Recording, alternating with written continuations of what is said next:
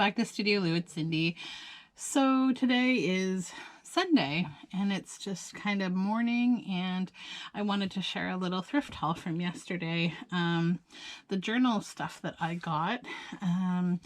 If you've been watching my videos recently, the vlog that I just posted, just kind of a quick little vlog, talks a lot about what's going on in my house right now, which is like a bunch of renovating and reorganization, because we are planning some changes for 2021. So this is just a little thrift haul I wanted to share, and all these books will go into my newly organized book journaling area that I am creating in my studio. So this is the first book. It's America's Garden book, and it's just a nice, it's quite a large book. I think I might make like a tome in it eventually.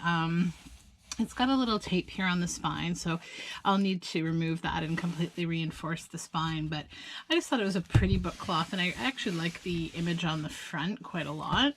And then probably I will do something with what's inside. There doesn't really seem to be any images. Well, there's a few, I guess, at the front, but they're black and white. Some of them I might use, but some of this might be okay for, like, you know, including word snippets, or like descriptions of plants in nature journals, and so I might do that. I might read some of this, but it's kind of more, I don't know, older information about gardening and like artificial gardening, kind of like growing under lights and that kind of thing, and I don't do a whole lot of that these days. So really it's more about using this book for a journal. So that's the first one. The second one I got is The Housekeeper's Daughter. So I thought, you know, it's probably not the kind of book that I would want to read at all, for sure. It's like a weird, tongue-in-cheek, the witty, racy story of beautiful Hilda and the men who pursued her. Like, I'm sure this book should never be read by anyone. So I will probably just get rid of the majority of the cover. I might use, I don't know, I might use the book plate. It's hard to say. But I like the actual book itself, The Housekeeper's Daughter. I think I'll rewrite the, maybe the story of this girl in some ways through the theme that I use in this book. But the book pages are beautiful. Like, they're so, like, gorgeous, naturally patinaed. This book is from, let's see if it has a date inside. Sometimes they do, sometimes they don't. It's a cute, to Gladys, who says somehow there's always something she likes about a book when it is dedicated to her. So it's 1947. This book is from 1947. So it's pretty cute. I think I will do a journal with that book for sure. I didn't even check when this book was from. And I know when people look at books in these videos, they like to know when the dates are if possible. So this one's 1958. And then I got this copy of Lady Chatterley's Lover. I just got it because I like there's like a fine gold embossing down the front, and I absolutely love this color of book cloth. It always inspires me to make nature themed kind of journals, and so that's what I'll probably do with this one. And yeah, I just really like this color of book cloth. And then I got, let me just remove this ugly sticker so you can see the actual book. I hate when, like, thrift stores, how they sometimes sticker things and they don't think much about it. So this book needs a little bit of work. It has, it's this beautiful blue color, and it does have some embossing on the front that you can see there, but there's also sort of a bit of like, the book cloth has been disturbed a bit, so there is actually a way that I can fix that. It's almost like a gentle sand that you do, and then you can seal the entire book. But what I really loved about it, it's called Tales from the Decameron, and you can see on the spine all of the gold. So I really like the spine. Between that and just this deep navy indigo kind of color, it made me think a lot about indigo. And I've done indigo dyeing quite a few times, and I have a lot of indigo fabric, different indigo fabrics, and it sort of inspired me to think about like what I could do with an indigo inspired journal. Maybe talk about the process, the plants, maybe dry some flowers or something, and use some blue, themed things in this book. So we'll see. Different books speak to me in different ways. And then this one is just called The Web of Days, a romantic novel by Edna Lee. So again, I like this cover. It's quite nice. It's a great blue, and it's got the red that really stands out. I may, I don't know if I like blue and red together a whole lot. It's not really my thing. So I may do something a little bit different with this to just, I don't know, settle down the contrast there. So this book was given as a gift December 1st, 1947, from Ruston, Ontario. And it has a really lovely book plate.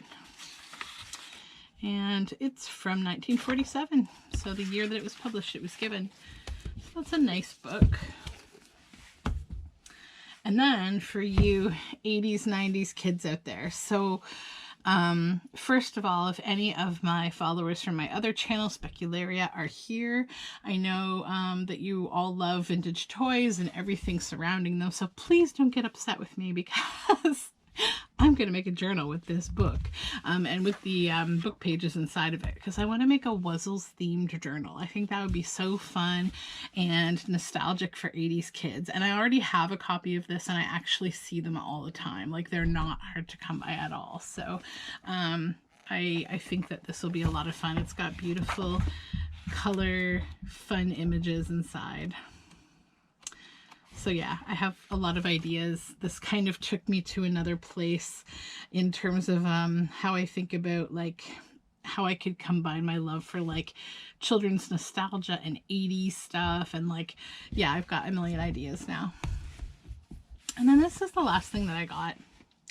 And, it's this strange collection kind of, I'll show you. It's hard to explain. So it's a box, The Wild Swans, Thomas Aquinas Maguire. And it's in a box, a magnetic box. Both sides are just beautiful. I think I will use the box itself as a journal. It has a magnetic closure here. So I'm going to think about how to do something really interesting with this. The inside is beautiful.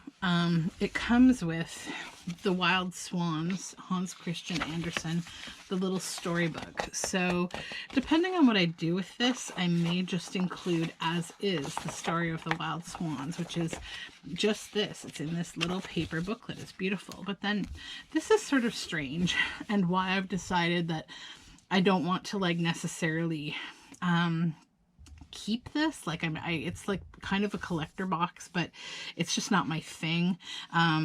So this is just a collection of, in my opinion, like large journal cards. So it's a kind of a weird way to like read a story or look at a story's images. But the whole thing is like this giant accordion.